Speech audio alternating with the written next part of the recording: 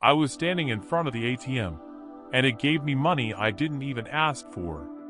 No card, no PIN, just cash. Cold, fresh notes.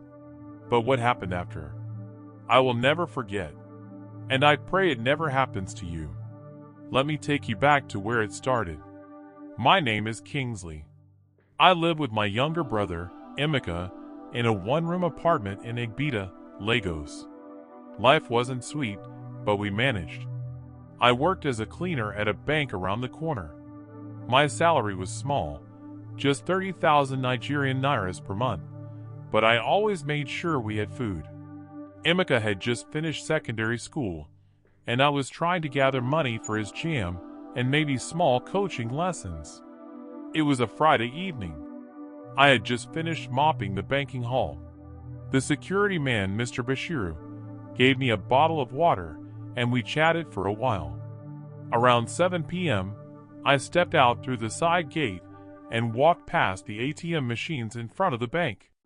That was when I saw the man. He was dressed in all black, facing the middle ATM. No card in his hand. He stood there like he was having a conversation with the machine. I stopped behind one of the pillars and watched him. Then, the unbelievable happened. The machine made a sound, whir-chuck-chuck, and out came bundles of 1,000 Nigerian nairas notes. Not 5 notes, not 10, bundles. The man picked them calmly, like he was expecting it.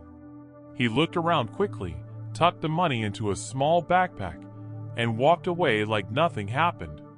I ran to the machine after he left. It was off. No light. Nothing. Just a blank screen. I pressed the buttons out of curiosity. Suddenly, the screen flickered and turned blue. Then, white letters appeared. "Do you need money?" I stepped back. My heart started beating fast. I looked around. No one. Slowly, I stretched my hand and pressed yes. Another message appeared. "Say the amount you need," I whispered. "Nigerian Naira 5,000. I know it sounds foolish, but I said it out loud. That's what the man did. I was just copying. Whir-chuck-chuck. The machine came alive again. 5,000 Nigerian nairas came out. I grabbed the notes and ran. At home, I was shaking. I showed Emeka the money. He laughed and said, "Maybe one rich customer forgot their card and pen inside." I wanted to believe that too, but my mind couldn't rest. The next day, I went back. Same machine. No card. No pen. Just my voice. 10,000 Nigerian nairas. It gave me no questions.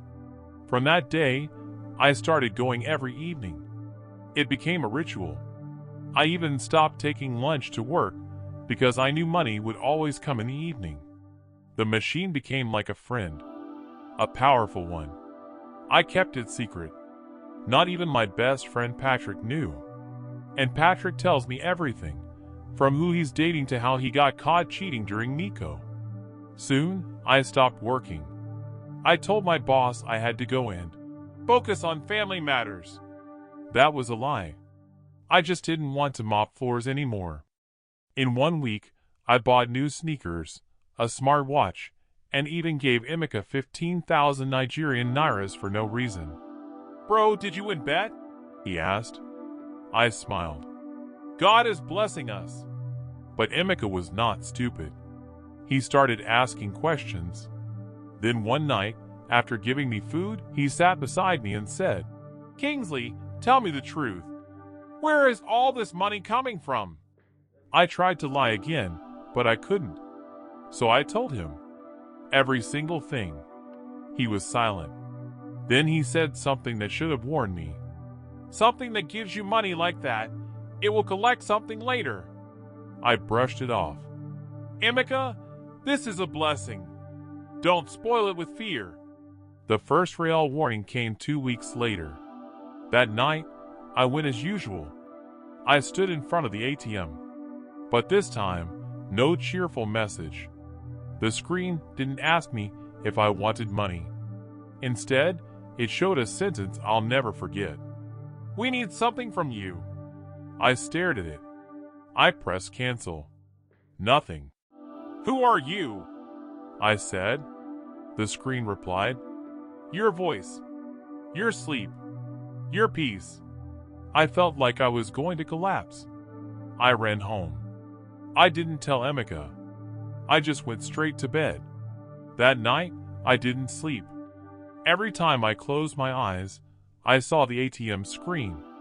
I heard that warchuk sound in my head over and over.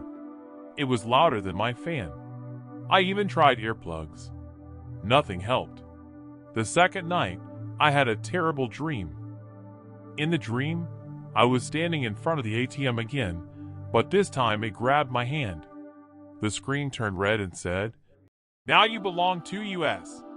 I screamed for help, but the people walking by couldn't hear me. They just passed like I wasn't there. I woke up and ran to the mirror to look at myself, but my reflection was gone. I screamed. Emeka ran in. "What is it?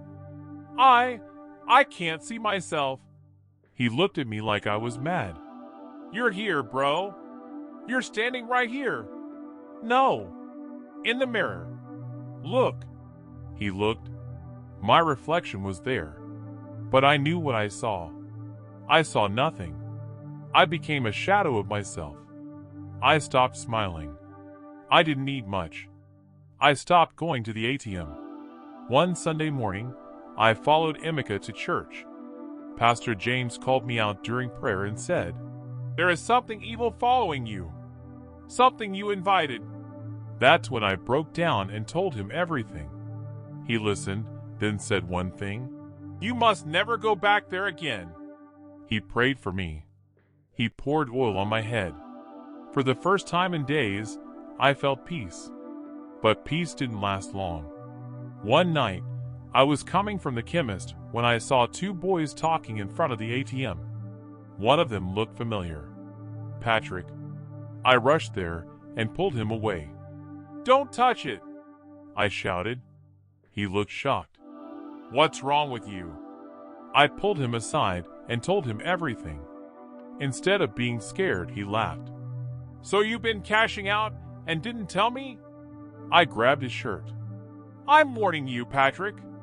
It's not normal. It's not free." He promised not to go back. I believed him. 2 days later, Patrick's mom came to our house crying. "Have you seen Patrick?" He was missing. They found him 2 days later in an uncompleted building, shaking, eyes wide, holding ATM receipts. He couldn't talk, just kept repeating, "They took it. They took my voice." Patrick never recovered. He doesn't speak anymore, just stares into space. His mom moved him to the village. I knew what I had to do. I went to the bank to find the machine, but it was gone. The whole building was under renovation. The machines were removed. The guards didn't know where they took them. But the story didn't end there. A week later, Emeka showed me a video on his phone. A girl in Acacia had fainted in front of a new ATM. She was alone. The camera caught her talking to the machine before collapsing. When people reached her, she had 200,000 Nigerian nairas in a nylon bag. Nobody knew where the money came from. But I knew. It had moved again. So now I'm telling you this because I don't want another person to suffer what I did. If you ever walk past an ATM and it lights up without your card, if it asks you questions, if it gives you money for free, don't answer. Don't take it. Everything that looks like a miracle is not from God. Some blessings come with chains. If you enjoyed this video, why not subscribe to our channel, like and share, for others to learn from.